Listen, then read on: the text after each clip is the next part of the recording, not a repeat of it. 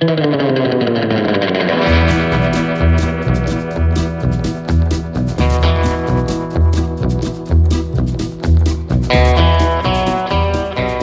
court is now in session. On the second day of a siege, the gunfire matters less than the waiting. Day 1 announces violence. Day 2 reveals intent. This is the hour when men discover whether their cause can survive silence, thirst, and fear, whether power rests in patience, or whether impatience will reach for something larger, heavier, and harder to control. The record before this court does not open with motion. It opens with immobility. Lincoln does not awaken on this morning as a battlefield. It wakes as a trapped organism, homes sealed, windows boarded, streets evacuated of commerce, conversation, and mercy. The town is no longer lived in. It is endured. And endurance, Your Honor, is where the truth begins to leak through the myth. Because a siege is not simply an exchange of gunfire. It is a referendum on authority. Inside the McSween house, the regulators do not advance. They do not flee, they hold. And in holding, they force the law to confront an uncomfortable question. What happens when lawful power cannot move a single house from its position? Outside, badges remain visible, deputies remain armed, numbers remain superior, and yet the town does not bend. The defenders do not scatter.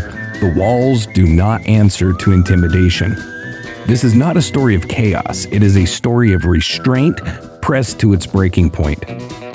By the second day, violence becomes less expressive and more bureaucratic. The rage of the street gives way to the memoranda, requests, justifications, appeals upward. When bullets fail to resolve authority, authority seeks validation from a higher shelf. And here, the indictment sharpens because the law's response to stalemate is not reflection, it's escalation. The question before the jury is not whether the regulators were saints. That argument does not survive the record. The question is whether the institutions meant to contain violence instead widened its reach. When civilian streets become firing lanes, when families become collateral, when hunger and thirst replace warrants and testimony. At what point does law cease to be governance and become merely another armed faction, distinguished only by letterhead? The court contends that day 2 is where the battle stops being local, not because the shots grow louder, but because the desperation does. On this day, authority does not ask how to end the siege. It asks who else might end it for them. And once that question is asked, once federal power is even contemplated, the siege has already breached its most dangerous wall. Not adobe, not timber, but restraint. The prosecution submits that day 2 is not defined by bloodshed. It is defined by erosion of patience, of jurisdiction, of the boundary between civil order and military force. Billy the Kid remains alive on this day. So do his enemies. So do the civilians caught between them. But something else does not survive intact. The idea that this conflict can remain contained. The record will show what happens when stalemate tempts power to borrow weight it cannot legally carry, and whether the law, in seeking to end lawlessness, instead invited something far more final into Lincoln. The court now calls day 2 to the stand. Members of the jury, this proceeding resumes with the record already under pressure. Part 7 enters day 2 of the Lincoln County War's most infamous siege. Not to relitigate how it began, and not to rush toward how it ends, but to examine what holding looks like when neither side can afford to move. Today's scope is narrow by design. This court will not render verdicts in this session. This court will not dramatize gunfights for their own sake. This court will instead examine conditions. We will place before you the physical facts of a town under suspension. Thirst, ammunition, fear, patience, and command authority stretched thin by time rather than fire. We will examine how the McSween house becomes less a refuge than a fixed legal problem, one that the law cannot solve without revealing its own limits. You will hear testimony, not in voices, but in actions, in who advances and who waits, in who possesses numbers and who possesses position, in how official authority behaves when it cannot compel obedience without consequence. This episode functions as evidence in proceedings. No verdicts will be issued, no moral accounting will be finalized. Instead, the record will be expanded layer by layer until the siege can be understood not as a standoff between men, but as a stress test applied to law itself. You, the jury, are asked to listen not for heroism or villainy, but for institutional behavior. When law enforcement is forced into immobility, what tools does it reach for next? When violence pauses, does wisdom enter or does impatience? As always, this court reminds you, myth survives on speed, history survives on restraint. A brief matter before the court: if you find this record worth preserving, if you believe stories like these deserve careful examination rather than inherited legend, your decision to follow, rate, and review this program materially affects whether this work remains visible. Algorithms reward noise, reviews reward diligence. This court depends on the latter. With that entered, the jury is instructed to set aside conclusions and attend only to conditions. Day 2 will not announce itself with spectacle. It will speak through delay, discomfort, and decisions deferred. The proceedings will now continue. I enter into evidence. At sunrise on Tuesday, July 16, 1878, day 2 of the Lincoln siege, the town wakes sealed. Every house still occupied by non-combatant civilians is boarded shut. Doors barred, windows nailed, curtains and blankets pulled tight. From the street, Lincoln appears abandoned. From the inside, it is inhabited by people holding their breath. The record shows no open thresholds, no figures moving between buildings, no morning commerce, no animals driven to water, no children released into the street. What remains visible is architecture under constraint, adobe walls pocked with fresh scars, boards hastily nailed across windows, and the long single road lying empty under first light. Inside these homes, civilians are not sheltering, they're entombed. Families have withdrawn into interior rooms, away from the exterior walls. Furniture is stacked, mattresses leaned upright, trunks shoved into corners to thicken adobe already asked to do more than it was built for. The record does not show organized evacuation. It shows adaptation under fire. Thirst is already present. So is exhaustion. Most civilians have endured a full day and night of sporadic shooting. Wells in the river are unreachable without exposure. Lamps are kept low or extinguished entirely. Windows, even when boarded, are treated as liabilities. A silhouette is an invitation. A sound can become a target. The acoustics of the town shift. Rifle cracks echo sharply off sealed facades. The absence of the normal morning noise, voices, wagons, livestock, creates a vacuum that gunfire repeatedly punctures. Silence does not calm the town, it sharpens it. At first light, the tactical arrangement established on day 1 holds. The primary regulator stronghold remains the McSween house at the west end of town. Additional regulator elements occupy fortified structures, including the Montano store and allied positions farther east. These positions do not advance, they consolidate. Opposing them, Peppin's Murphy-Dolan force occupies key buildings, corrals, and rifle pits, commanding the street and approaches to the McSween block. Overnight and into the early morning, some Dolan men shift into nearby civilian houses, homes belonging to Ham Mills and Juan Chavez among them, transforming domestic spaces into forward firing posts. The net tightens without moving forward. The testimony is this. This conversion of homes into positions is not incidental. It places civilians between lines of fire even when those civilians remain inside. The law's presence spreads laterally, not decisively, occupying space without resolving authority. The siege becomes architectural. Control is measured in walls, not warrants. Inside the McSween house, the air is already stale. Plaster dust clings to floors and corners. Exterior windows have been shot out or deliberately converted into firing ports. Sandbags and stacked adobe form crude breastworks. Ammunition is checked and rechecked. Men rotate through the most exposed loopholes. No one is rested. Women inside the house remain primarily in interior rooms, but the record shows their labor persists. Water carried, minor wounds tended, order maintained where possible. The boundary between combatant and non-combatant is present in principle and eroding in practice. At sunrise, Billy the Kid, William H. Bonney, is inside the McSween house with the core regulator contingent. The house functions simultaneously as fortress and nerve center. Billy is not withdrawn. He is active, moving between firing positions, watching Dolan held houses near Mills and Chavez, monitoring approaches toward the Wortley and the house complex. The record does not place him asleep. It places him vigilant, coordinating overlapping fire, ensuring no position is left uncovered long enough to invite a rush. His role is informal but evident, an aggressive defender operating under constraint. Ammunition is finite. Exposure is constant. Movement is punished. No dawn assault comes. No order breaks the stalemate. Instead, both sides observe, measure, and wait. The town remains sealed, not by proclamation, but by fear and gunfire. Authority is present in numbers and badges, yet unable to compel the opening of a single civilian door.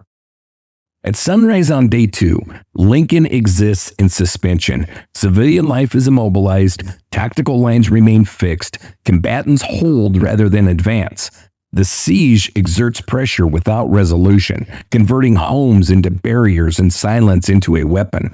The conditions of confinement, physical, legal, and moral, are now fully established. By full daylight on Tuesday, July 16, 1878, the siege resumes its work. Shooting restarts not as a charge, but as an obligation. An exchange that neither side can abandon without consequence.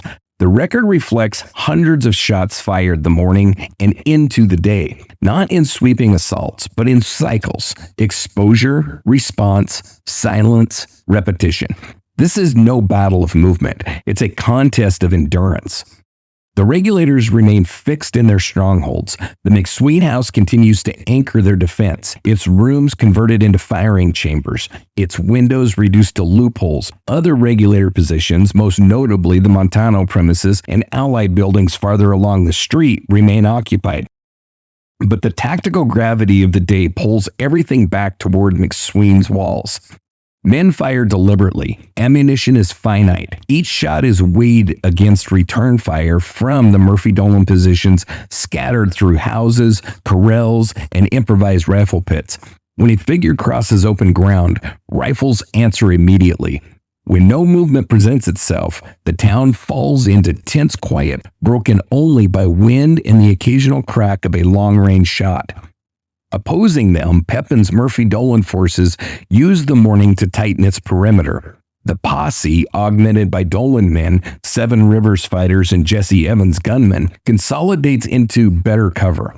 Civilian houses near the McSween place, including those belonging to Ham Mills and Juan Chavez. They're occupied and repurposed into forward firing nests. Domestic walls become part of the siege. Sharpshooters take advantage of elevation where it can be found, upper stories, rooftops, and hills behind town, raking the McSween house whenever movement betrays itself. This is harassment by design, to exhaust, to provoke, to test patience without risking a rush. The record notes at least one casualty of the Murphy-Dolan side during these hours. William Johnson of the Seven Rivers Group is struck in the neck and forced to ride for medical care at Fort Stanton. The wound registers the cost of even cautious exposure. Inside civilian homes, the daytime brings no relief. Though most houses remain boarded and silent, rifle fire continues to punch through wood and adobe. Families remain pinned to the interior rooms, counting shots, rationing water, listening as the valley amplifies every report. The distinction between battlefield and household grows thinner with every hour of daylight. Throughout the morning and daytime, Billy the Kid remains inside the McSween house with the core regulator contingent. He does not range through town. His world is the interior perimeter of the building. The record places him cycling between firing positions, window to window, room to room, covering exposed angles and watching Dolan held houses across the street. His firing is controlled. Shots are aimed at visible targets. Men move between the Wortley House complex and nearby structures, or sharpshooters momentarily careless in Mills's or Chavez's houses. After firing, he withdraws behind adobe to reload, avoiding predictable patterns that would invite concentrated return fire. When not at a loophole, he moves through the house, checking on the other men, sharing observations from where fire is heaviest, helping redistribute defenders to prevent any single wall from becoming the obvious point of collapse. His role is not command by title, but by activity. No frontal assault materializes. The Murphy-Dolan forces probe and harass, but does not commit. The regulators answer fire, but do not sortie. Each side measures the other through dust, heat shimmer, and sound. Authority is present everywhere, decisive nowhere. Through the morning and daytime of day 2, the battle settles into a sustained exchange of gunfire without territorial change. Positions hold. Fire is continuous but calculated. Civilian risk persists under daylight conditions. The siege advances not by movement, but by attrition, testing ammunition, nerves, and the limits of restraint without resolving control of the town. By the second day's daylight, the record shows recognition, not victory. Sheriff Peppin and the Murphy-Dolan leadership assess the field and reach a shared conclusion. The siege has stabilized against them. The regulators remain contained, but not displaced. The McSween house still holds. Fire has not produced surrender. Numbers have not produced movement. This acknowledgement does not come publicly. It arrives privately, in the language of memorandum rather than gunfire. The exchange of shots has clarified rather than confused the situation. The regulators' advantage is positional and psychological. Their defenses are intact. The fire remains disciplined. The surrounding force can harass and contain, but it cannot compel the house to open without cost. Daylight exposes the limits of intimidation. The law faced with immobility reframes the problem. The question shifts from how to arrest to how to force an end. During the daytime hours, George Peppin, newly appointed sheriff, writes a brief note to Nathan Dudley at Fort Stanton. The request is specific: the loan of a howitzer. The stated belief is not that the artillery will be fired. It is the threat of artillery will suffice, that the mere presence of federal ordnance will coerce surrender where deputies and posses have failed. This communication is not a battlefield maneuver. It is an institutional escalation. The sheriff does not ask for mediation. He does not request additional deputies. He requests a military instrument designed for siege warfare. The note itself is modest in length, but expansive in implication. It assumes that civil authority may borrow military weight to resolve a civilian standoff. It assumes that fear of annihilation can substitute for lawful process. It further assumes that federal power, once invoked, can be contained by intention alone. The record does not show that this request is accompanied by warrants, judicial review, or civilian evacuation plans. It shows urgency framed as necessity. The timing matters. This request is made while civilians remain sealed inside their homes, while gunfire continues intermittently, while the regulators have not attempted breakout or expansion. The stalemate has not deteriorated into chaos. It has merely resisted resolution. In choosing artillery as leverage, the law acknowledges its own insufficiency. The howitzer is not a policing tool. It is a statement that authority is willing to widen the scale of force rather than accept delay. This is not yet action. It is intent committed to paper. By day 2's daylight, Sheriff Peppin formally recognizes the siege as a stalemate unfavorable to the immediate enforcement. His written request to Fort Stanton introduces the prospect of federal military involvement as psychological coercion. The condition of the conflict remains unchanged on the ground, but the judicial boundary governing its resolution has begun to shift. In the late afternoon of Tuesday, July the 16th, Sheriff Peppin's courier reaches Fort Stanton. The note he carries is brief and urgent. It frames Lincoln as a town under threat from lawless force. It proposes a solution, not of arrest, but of intimidation. The loan of a howitzer. The premise is simple. Artillery need not be fired if its shadow alone can end resistance. The request is placed before Nathan Dudley, a federal officer already aware that Lincoln has been sliding toward open conflict. Dudley reads the letter with context the town itself no longer possesses. This is not the first appeal to reach Fort Stanton. Complaints have arrived from multiple directions. Lawmen, factions, civilians, each claiming necessity, each claiming urgency. The record reflects that Dudley is not ignorant of suffering in Lincoln, nor indifferent to civilian danger. But the law stands between sympathy and action. As a United States Army officer, Dudley is bound by federal restrictions that forbid military participation in local civil disturbances. Loaning a howitzer to a county sheriff for use against entrenched civilians and local combatants would constitute direct military intervention in a private war. It would place federal force squarely on one faction's side. The request, however carefully worded, crosses that line. Dudley drafts a reply. The denial is formal, restrained, and unambiguous. He informs George Peppin that he cannot comply. The law does not permit him to loan artillery. Federal weapons cannot be used to resolve a civilian standoff, regardless of how dire the circumstances appear. The tone is not conciliatory, it's firm. The refusal is legal, not negotiable. This is not passivity, it's containment. Dudley understands that providing a howitzer would not merely threaten the regulators, it would redraw jurisdictional boundaries.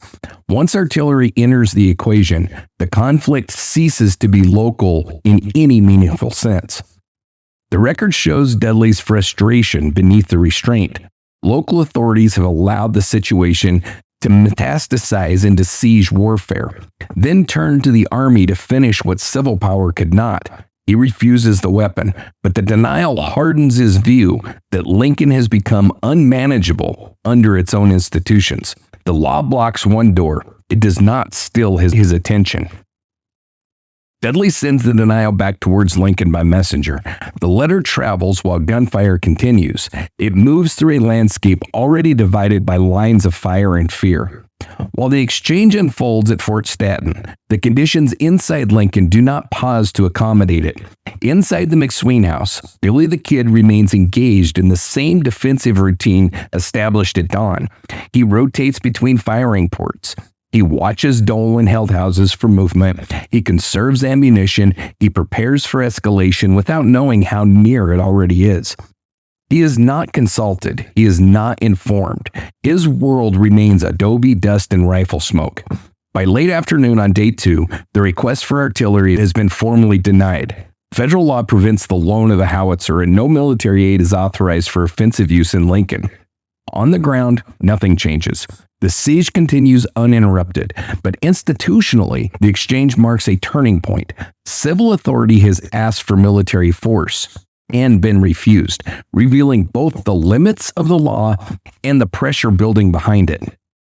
At approximately 6:30 p.m. on Tuesday, the bureaucratic machinery surrounding the Lincoln siege begins to move. From Fort Stanton, Barry Robinson, a private in the United States Army, departs alone on horseback. He carries a sealed note from Nathan Dudley addressed to George Peppin. The message he bears is a denial. Robinson's orders are narrow. Deliver the letter, nothing more. The document contains Dudley's refusal to loan the howitzer, an assertion of legal boundary in a conflict that has already tested them. Yet the route Robinson takes is anything but administrative. He rides west into a region already conditioned for violence. The road between Fort Stanton and Lincoln is familiar ground, but on this evening, it leads toward an active siege. Both factions inside Lincoln have spent the day firing at movement. Shadows are suspect. Riders are targets until proven otherwise. Robinson travels without escort, without banner, and without the protection that daylight affords. The timing ensures that he will reach Lincoln near or after dark. The purpose of Robinson's mission is formal notification. Peppin is to be informed that federal artillery will not be lit for use against the McSween house. On paper, this ends the request. In practice, it advances something else. A federal witness enters the field. By sending an enlisted man into an active combat zone, Dudley remains technically compliant with the law while placing the Army one step closer to direct entanglement. The record shows restraint in policy paired with exposure in execution. Robinson's presence in Lincoln will matter beyond the letter itself. His observations, what he sees, what he hears, what he later reports, will become part of the institutional narrative surrounding the siege. His ride is not neutral, it's evidentiary. At the moment of departure, Dudley has not authorized troops. He has not crossed the line that he just defended on paper. But he has allowed the conflict to touch the Army directly, if only through a single messenger. As Robinson rides, conditions inside Lincoln remain unchanged. Within the McSween house, Billy the Kid and the Regulators continue the defensive routine established throughout the day. Men rotate through firing ports, visibility deteriorates, silhouettes replace faces, ammunition is conserved, water is scarce, fatigue accumulates. The house prepares not for correspondence, but for night. Billy has no knowledge of the letter in transit. He does not know that the artillery has been requested and denied. From his position, the only facts that exist are the same ones that have defined the day. Dolan held houses across the street, intermittent gunfire, and the certainty that darkness will not bring peace. The siege does not announce bureaucratic shifts. It registers only force. At approximately 6:30, a federal courier departs Fort Staten carrying a formal denial of artillery support. The message moves toward Lincoln as daylight fades, bridging civil authority and military presence through a single rider. On the ground, the siege remains unchanged, but the institutional distance between local conflict and federal involvement has narrowed even further, without either side inside Lincoln yet knowing it. Just before sundown, Barry Robinson reaches the western approach to Lincoln. He is still carrying Nathan Dudley's written denial of the howitzer request. He is still alone. And now he is entering a town where movement itself has become suspect. The record places Robinson within rifle range of multiple armed positions, Regulator and Murphy Dolan alike, at a moment when nerves are frayed and daylight is failing. As Robinson rides in from the west, several shots crack out towards him. The record fractures here on attribution. History does not offer a clean answer as to who fired, whether the Regulators mistook him for a Dolan rider, Dolan men mistook him for a Regulator, or unaffiliated gunmen reacted to motion without identification.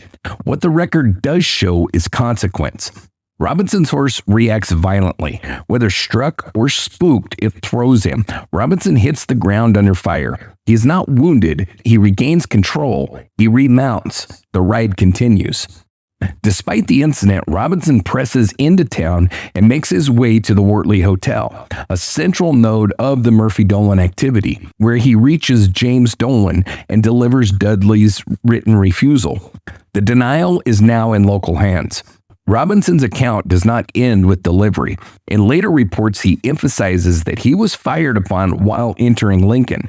An armed soldier on official duty, unhorsed by gunfire.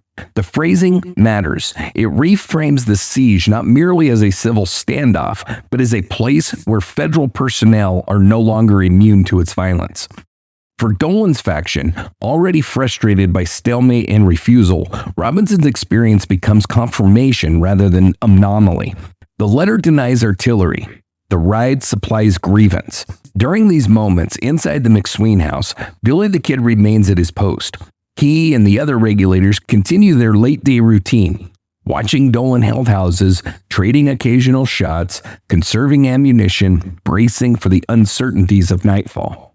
No maneuver is attempted. No message reaches them. Any shots heard from the western edge of town register only as more gunfire in a day already defined by it. From within McSween's walls, Robinson's fall is indistinguishable from any other burst of violence. There is no indication that Billy or the Regulators understand in that moment that a single rider's experience will later be cited as evidence that soldiers were fired upon. The siege does not announce its turning points. It buries them inside routine. The proceedings findings. Before sundown on day 2, a federal courier entering Lincoln is fired upon, thrown from his horse, and nonetheless completes his delivery to the Murphy-Dolan leadership. The ground situation remains unchanged. Regulators hold, the seizures contain, civilians remain trapped. Institutionally, however, the incident introduces a new claim into the record, that federal personnel have been exposed to hostile fire, altering how the siege will be interpreted beyond Lincoln streets. In the evening hours inside the Wortley Hotel, the Robinson incident is given a name and an origin. James Dolan informs Barry Robinson that the shots fired at him came from the Regulators inside the McSween house. The assertion is immediate. It is stated as fact. Robinson does not challenge the claim. He's unfamiliar with the precise geometry of Lincoln's firing lines. He has just been unhorsed under fire. He has no immediate means of identifying where the shots originated. In this condition, he accepts Dolan's explanation without investigation. The record notes competing possibilities. Men aligned with Dolan were posted at the House building and around the Wortley itself, positions that also commanded the western approach. Confusion, misidentification, or self-interested framing cannot be excluded. History offers no ballistic certainty here. What matters is not what can be proven, but what is accepted. Robinson completes his mission. He delivers Nathan Dudley's written denial to George Peppin and Dolan. The howitzer will not be provided. The question is closed. Another opens. Peppin and Dolan now possess two converging elements: a federal refusal that frustrates their attempted escalation, and a soldier's account that he was fired upon, now attributed to the Regulators. Together, these form a narrative. The conversation at the Wortley is no longer tactical, it's political. The Regulators are reframed, not merely as armed men resisting arrest, but as aggressors who have fired on a uniformed representative of the United States Army. This distinction matters profoundly beyond Lincoln streets. The claim does not require proof to function, it requires repetition. I enter into evidence. During these same evening hours inside the McSween house, Billy the Kid remains unaware of this reframing. He and the other Regulators continue their defensive posture under sporadic fire. They rotate through loopholes. They manage fatigue, thirst, and dwindling comfort. Their attention is fixed outward, on Dolan-held houses, on movement in the darkening street. No message reaches them. No accusation is delivered. From inside the adobe walls, the Robinson incident registers only as another burst of gunfire among many. The testimony is this: Billy does not know that this evening his position is being named as the source of fire on a U.S. soldier. He does not know that this attribution will soon travel back to Fort Stanton as fact. He remains a defendant without notice, accused in absentia. The siege teaches men to listen for bullets, not words. The findings are this: by the evening of day 2, the firing incident involving a federal courier has been formally attributed, without investigation, to the Regulators in the McSween house. Colonel Dudley's denial of artillery has been delivered, but its impact is eclipsed by a new claim. The U.S. military personnel have come under fire. On the ground, nothing changes. Institutionally, the conflict's narrative has shifted, laying the groundwork for direct military involvement. As night falls, George Peppin issues orders for his men to continue firing into known Regulator positions. The instruction is not tactical in ambition. It is pressure applied for its own sake, harassment meant to remind the besieged that encirclement remains intact. The shots strike adobe and wood, windows shatter further, walls chip, no breach is achieved. I enter into testimony that darkness strips the gunfire of effectiveness. Targets vanish, returns diminish, ammunition is conserved. What remains is noise and fear, psychological force in place of physical gain. Over time, even this tapers off. Rifles fall quiet. Men on both sides redraw into their shelters. The silence that replaces gunfire is not peace, it is vigilance without release. I enter into evidence that inside the McSween house, conditions have worsened. Heat lingers in the battered adobe. Smoke and plaster dust cling in the air. Water is nearly gone. Thirst has begun to impair judgment and strength. Men have slept only in fragments. Rifles within arm's reach. Bodies slumped against walls or floors. Among them is Billy the Kid, still rotating watch, still prepared for a night rush that never comes. The house holds, but at increasing human cost. With firing ceased, the thirst becomes critical. A decision is made that carries no tactical advantage and immense personal risk. Susan Gates, accompanied by some of the Shield children, leaves the cover of the McSween house after nightfall to fetch water from the Rio Bonito. They go unarmed. They move quietly, knowing that any misinterpretation could be fatal. No regulator escorts them. Armed protection could mark them as combatants. I enter into evidence that as they make their way to the river and back, Dolan's men do not fire. Whether from restraint, custom, or exhaustion, the armed perimeter holds its fire. The women and children return unharmed, carrying water back into the besieged house. This act alters no positions. It resolves no claims. The testimony is this: inside McSween's walls, the water brings brief relief. Men drink. The most debilitated recover enough to continue. Gratitude is present, but so is the understanding that mercy is temporary and conditional. The defenders know the gesture does not signal leniency to come. It signals only that the night for the moment has spared them. Across town, Peppin's men rest uneasily. They have not broken the stronghold. They know federal attention is sharpening. The stalemate persists, and with it, the risk that the conflict will soon exceed local control. Through the night of day 2, the gunfire diminishes and ceases without resolution. The siege continues under silence, thirst, and exhaustion. A brief humanitarian passage to the river allows water to reach the McSween house, temporarily sustaining its defenders.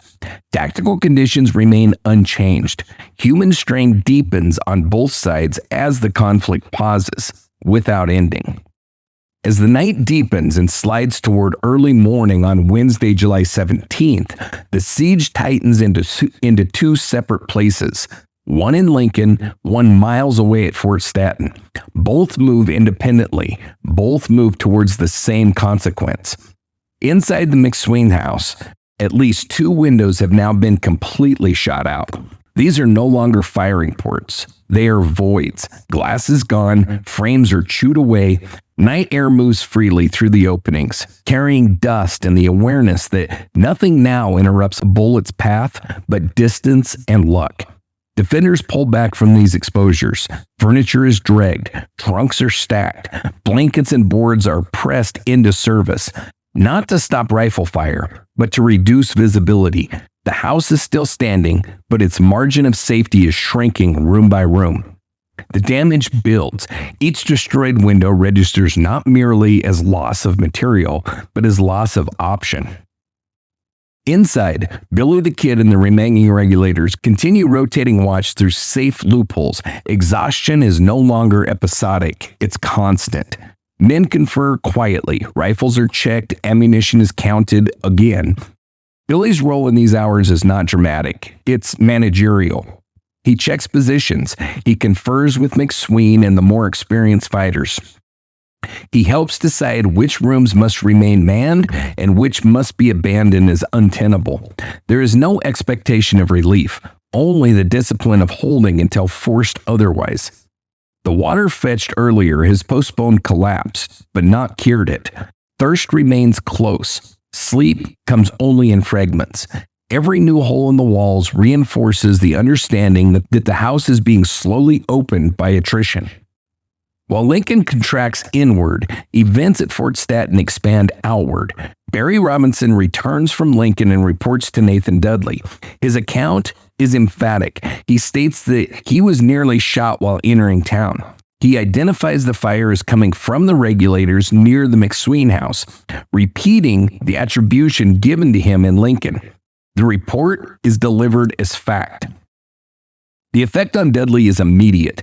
The legal restraint that he maintained earlier in the day collides with a different obligation: the safety and honor of his command. What had been a civil disturbance now appears, through Robinson's report, as a place where a federal soldier can be fired upon while carrying orders. That distinction matters profoundly within military culture. Late that night, moving into the early hours of July 17th, Dudley convenes a meeting with his officers. They review what they know: the ongoing siege, the presence of women and children under fire, the failure of local law to resolve the conflict, and now the claim that a U.S. soldier has been targeted. The legal barriers remain, but the context has changed. By the end of this conference, a decision has been reached. The officers agree that they will ride into Lincoln at dawn. Officially, the purpose is investigation and protection. Practically, it is the assertion of federal presence where local authority has failed. Troops will go. Artillery will accompany them. This decision is made while the McSween house sits in darkness, its windows blown out, its defenders unaware.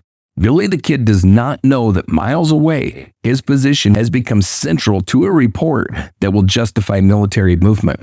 He listens instead for footsteps, for gunfire, for the creak of boards.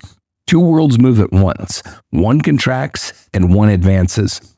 In the late night and early morning hours, bridging July 16th into July 17th, the McSween house sustains further structural exposure, increasing risk to its defenders. Simultaneously, a federal report alleging gunfire directed at a U.S. soldier prompts Colonel Dudley and his officers to decide on direct military entry into Lincoln at dawn. The siege remains unresolved on the ground, but the conditions governing it has shifted decisively beyond local control.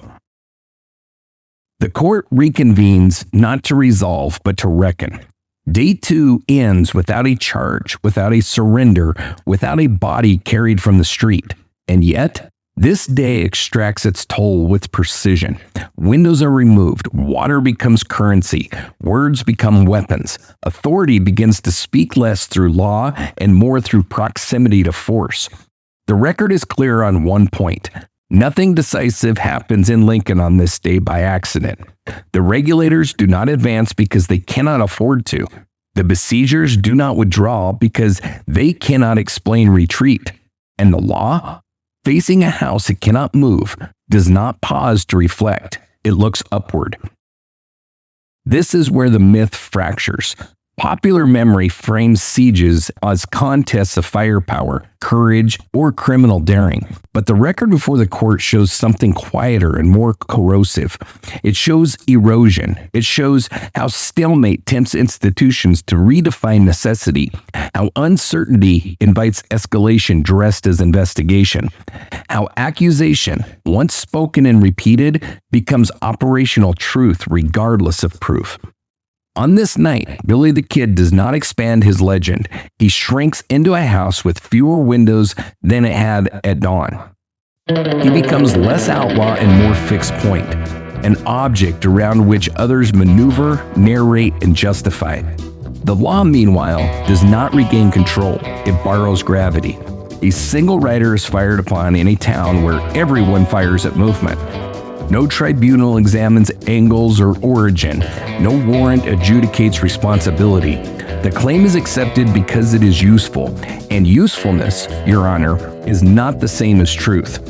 By dawn, soldiers will ride not because the siege demanded it, but because the story now allows it.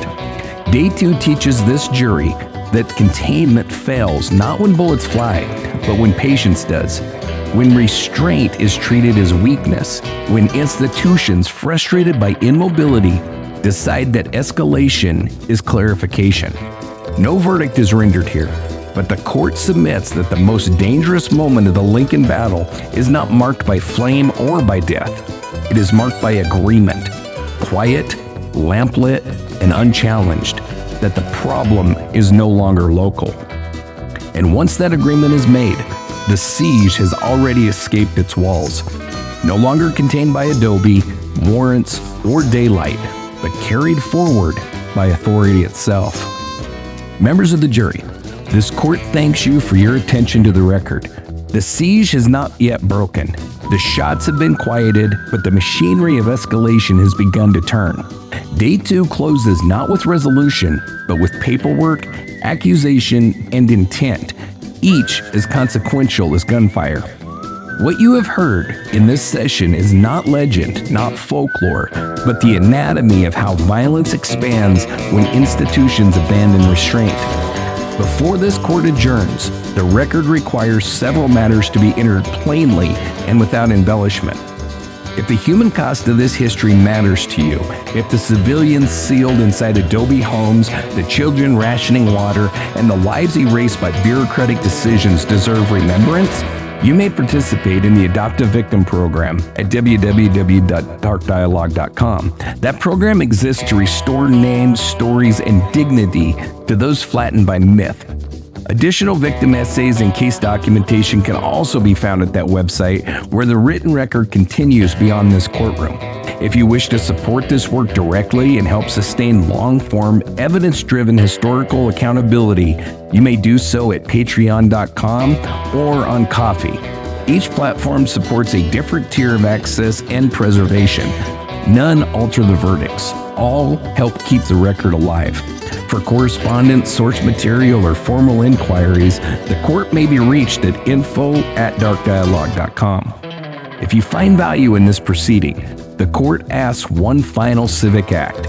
Like, share, subscribe, and, where available, ring the notification bell. These actions do not serve vanity, they serve visibility. Algorithms bury careful work quickly. Your engagement is how this record remains accessible to future juries.